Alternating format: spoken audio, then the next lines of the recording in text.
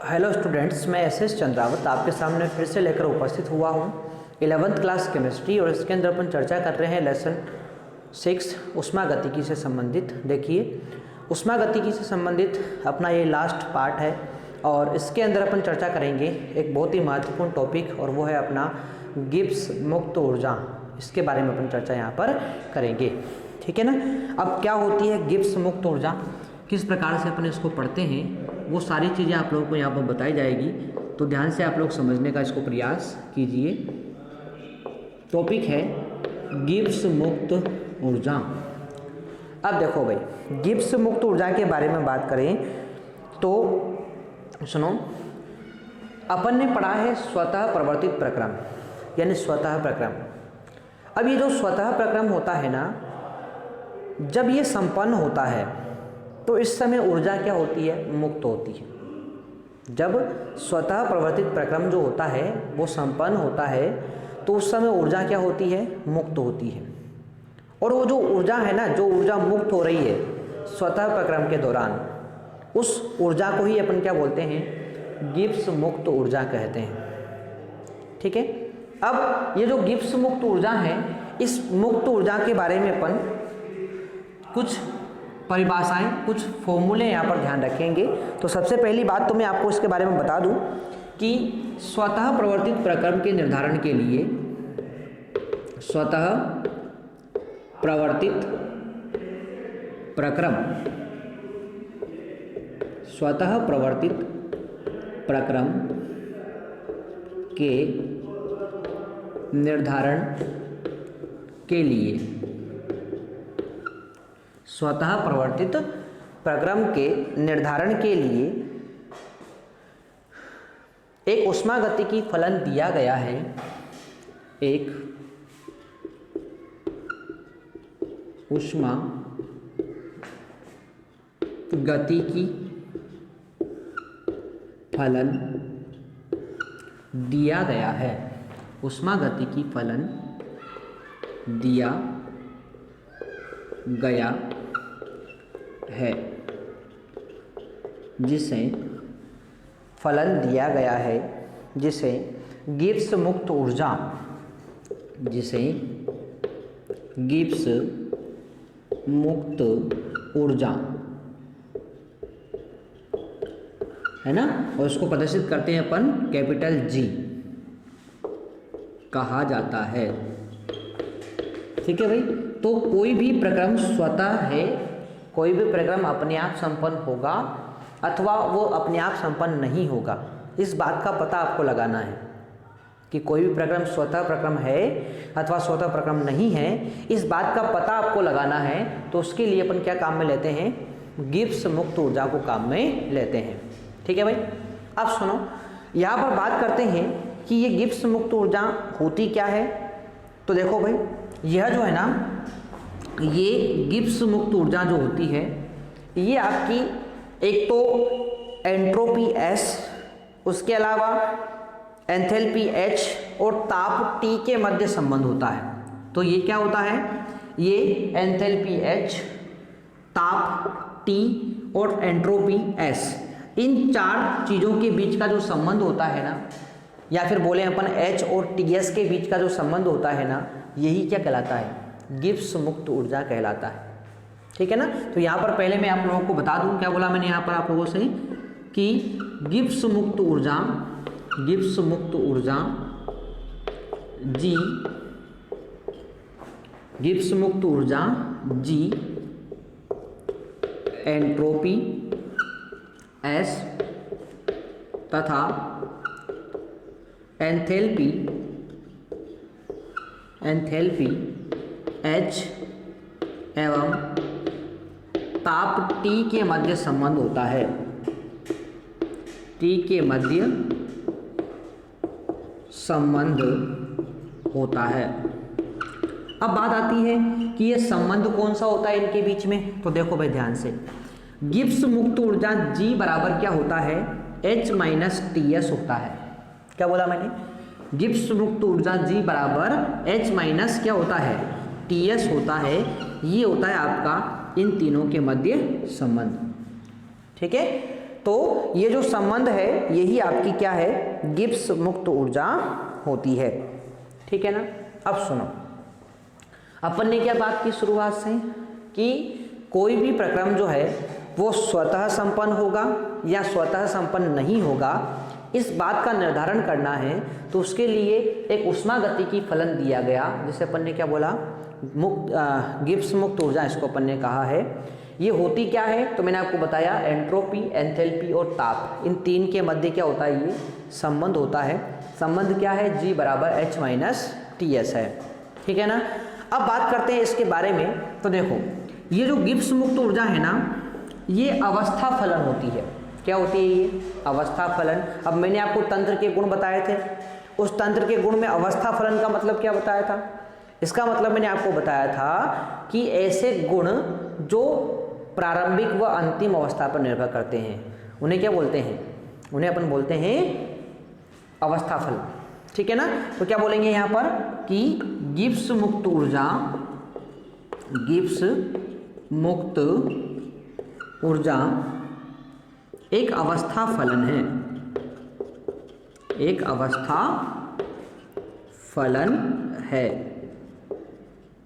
अर्थात यह अवस्था फलन है, अर्थात यह निकाय की प्रारंभिक व अंतिम अवस्था पर,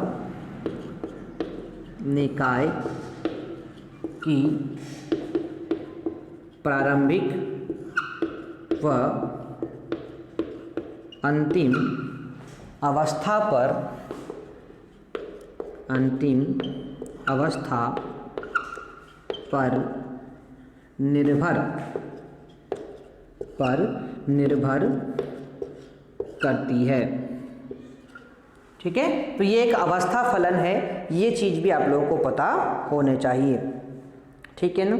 अब बात करते हैं आगे की तरफ। तो देखो, इसको दे देते हैं अपन समीकरण नंबर 1। ठीक है। अब आगे बढ़ते हैं यहाँ पर। तो देखो, यदि गिब्स मुक्त ऊर्जा, गिब्स मुक्त ऊर्जा dg हो तो समीकरण 1 का समाकलन करने पर,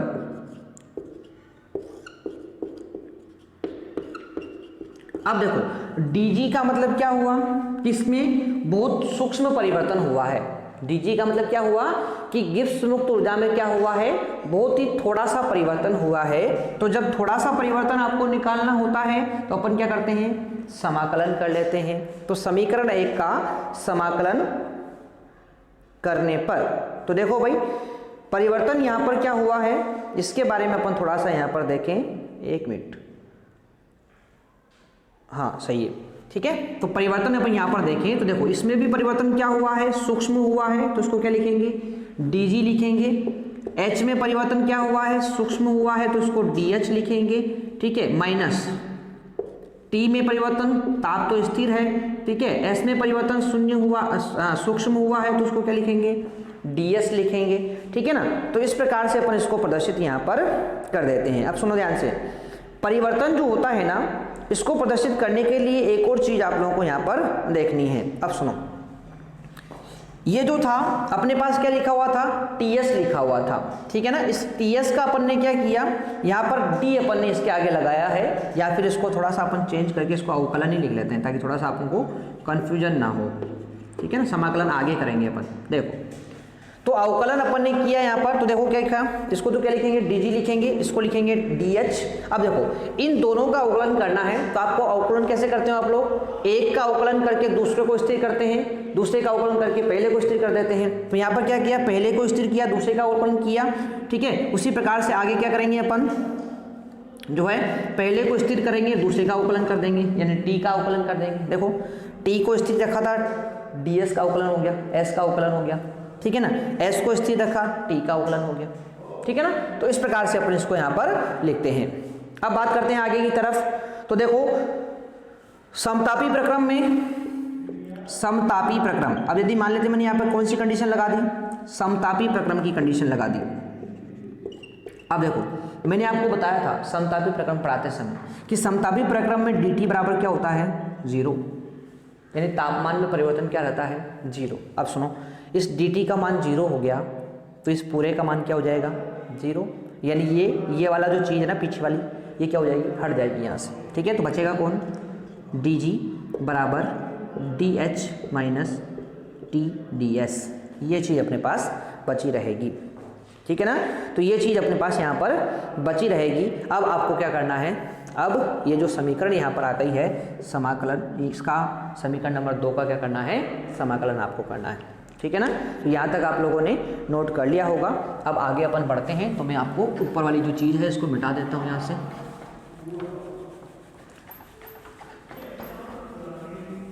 ठीक है, तो धीरे धीरे इसको इसी प्रकार से समझते रहे भाई, है ना। 1-2 बार वीडियो को ध्यान से देखेंगे तो सारी चीज़ें समझ में आ जाएगी। ठीक है, और कहीं पर कोई प्रॉब्लम आती है तो कमेंट बॉक्स आपके लिए है इसी, तो वहाँ पर आप लोग कमेंट कर सकते हैं। ठीक है, चलो भाई, तो इस तरह से अपन ने बात कर ली है यहाँ पर इस गिब्स मुक्त ऊर्जा के बारे में एक सामान्य सी बात। ठीक है, अब अपन को क्या करना है, गिब्स मुक्त ऊर्जा में परिवर्तन निकालना है, और इसीलिए अपन क्या कर रहे हैं यहाँ पर, ये अवकलन व समाकलन का सहारा यहाँ पर लेते हैं। तो क्या लिखेंगे, समीकरण 2 का समाकलन करने पर, समाकलन करने पर, अब समाकलन अपन कर देते हैं, कैसे करेंगे, तो देखो ये रहा अपना dg बराबर dh माइनस TdS। समाकलन अपन करेंगे तो समाकलन कैसे करेंगे, वही सीमा लगाएंगे G1 से G2 के मध्य। क्या लगाएंगे, सीमा लगा देंगे G1 से G2 के मध्य। dH का समाकलन करना है तो सीमा क्या लगा देंगे, H1 से H2 के मध्य।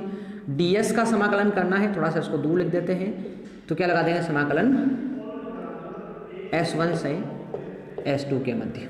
ठीक है ना, तो ये क्या कर देंगे अपन यहाँ पर समाकलन कर देते हैं। ठीक है, इसको थोड़ा सा बड़ा लिख देते हैं अपन यहाँ पर इस प्रकार से।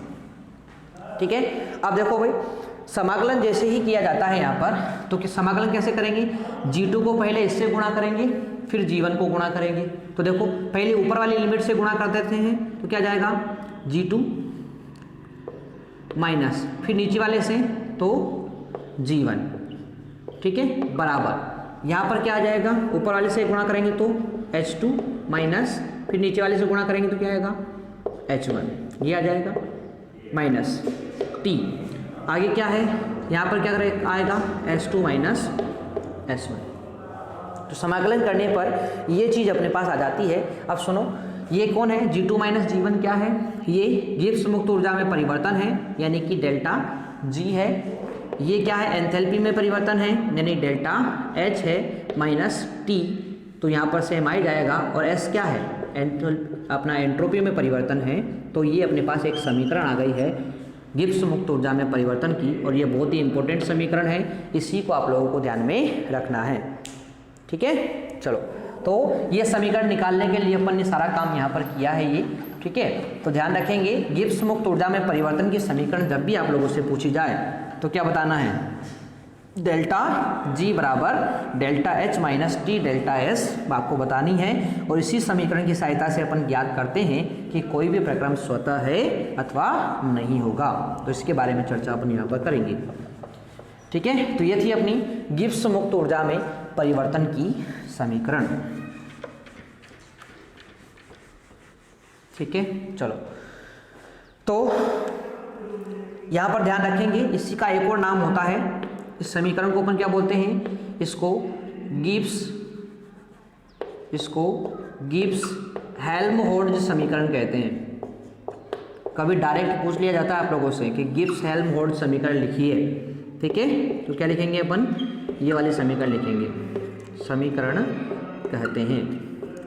तो इसे क्या बोलेंगे, गिब्स हेल्महोल्ट्ज समीकरण कहते हैं। और मैंने आपको बताया है कि डेल्टा G का मान क्या करेगा, स्वतः प्रवर्तित प्रक्रम का निर्धारण करता है।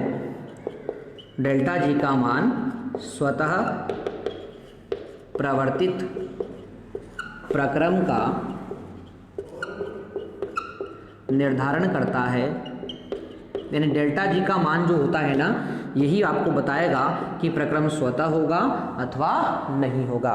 तो देखो भाई, बहुत सिंपल सी बात है, कैसे बताएगा इसके बारे में पूछा जाए तो देखो, यदि डेल्टा जी का मान ऋणात्मक हो, यदि डेल्टा जी का मान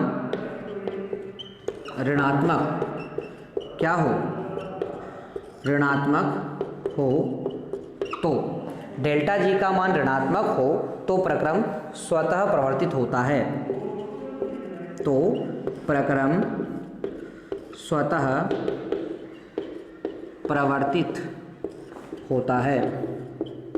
क्या होता है? स्वतः प्रवर्तित होता है। और सेकंड बात करें अपन, तो यदि डेल्टा जी का मान धनात्मक हो, डेल्टा जी का मान धनात्मक हो तो प्रक्रम अस्वतः प्रवर्तित होता है, अस्वतः प्रवर्तित होता है। क्या होता है? अस्वतः प्रवर्तित होता है। ठीक है भाई, तो ये चीज़ आप लोगों को यहाँ पर पता होनी चाहिए, ठीक है ना। तो ये थी अपनी गिब्स हेल्महोल्ट्ज समीकरण, और ये जो डेल्टा जी का मान यहाँ पर आएगा इस समीकरण को सोल्व करने पर, तो समीकरण को सोल्व करने पर डेल्टा जी का मान यदि ऋणात्मक आता है तो प्रक्रम कैसा होगा? स्वतः होगा, अपने आप होगा। और यदि ऋणात्मक नहीं आता है, धनात्मक आता है, तो प्रक्रम अस्वतः होगा, यानी कि अपने आप संपन्न नहीं होगा। ठीक है ना। तो ये अपना एक टॉपिक यहाँ पर था। अब एक छोटा सा टॉपिक अपन इसके अंदर और डिस्कस करेंगे, इसी से संबंधित है गिब्स मुक्त ऊर्जा और साम्यावस्था। ठीक है ना। तो इसके बाद अपना अध्याय यहाँ पर समाप्त हो जाएगा। ठीक है ना। फिजिकल केमिस्ट्री का लेसन है भाई। ठीक है, थोड़ी सी प्रॉब्लम आएगी पढ़ने में, पर एक दो बार आप लोग उसको अच्छे से देखेंगे वीडियो को, सारी बातें अपने समझ में आ जाएगी। ठीक है, चलो। तो इस तरह से बात करेंगे यहाँ पर साम्यावस्था और गिब्स मुक्त ऊर्जा के बारे में।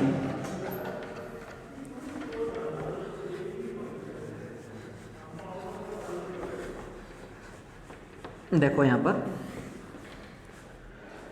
तो अगला एक छोटा सा हेडिंग अपन और डालेंगे यहाँ पर, गिब्स मुक्त ऊर्जा, गिब्स मुक्त ऊर्जा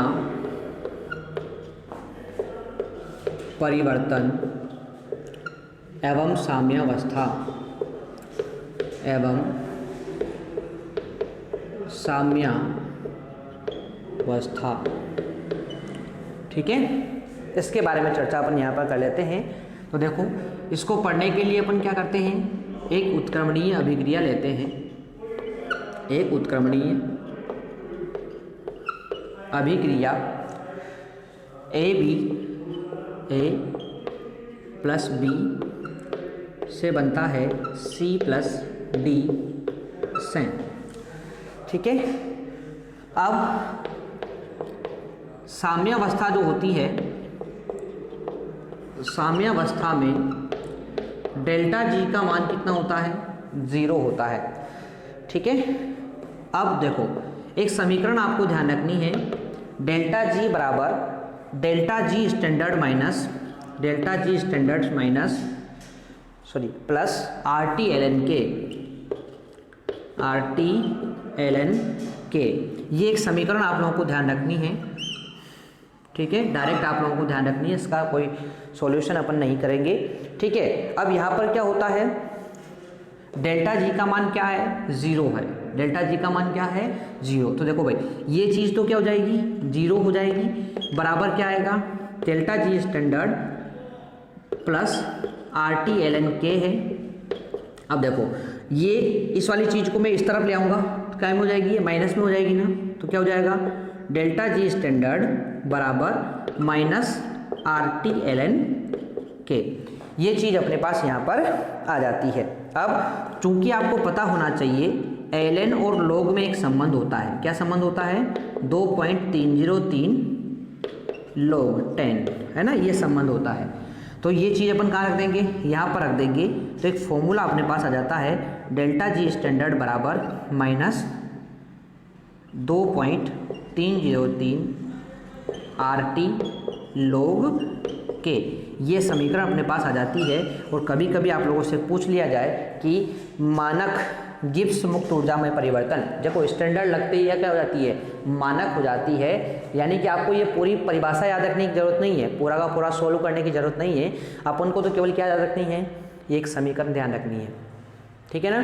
तो एक इस पूरे टॉपिक के अंदर आपको एक तो समीकरण कौन सी ध्यान रखनी थी, वो वाली डेल्टा जी बराबर delta H minus T delta S, और एक समीकरण आपको ध्यान रखनी है ये वाली डेल्टा जी स्टैंडर्ड बराबर माइनस 2.303 आर टी लॉग के। तो बस ये दो समीकरणें ध्यान रखनी है, बाकी कोई याद करने की जरूरत नहीं है, ठीक है ना। तो ये दो समीकरणें आशा करता हूँ आपको याद हो जाएगी, ठीक है ना। तो इसी के साथ अपना अध्याय यहीं पर समाप्त हो जाता है। अब नेक्स्ट अध्याय के बारे में बात करेंगे अपन नेक्स्ट वीडियो के अंदर। मिलते हैं नेक्स्ट में, तब तक के लिए टेक केयर, बाय।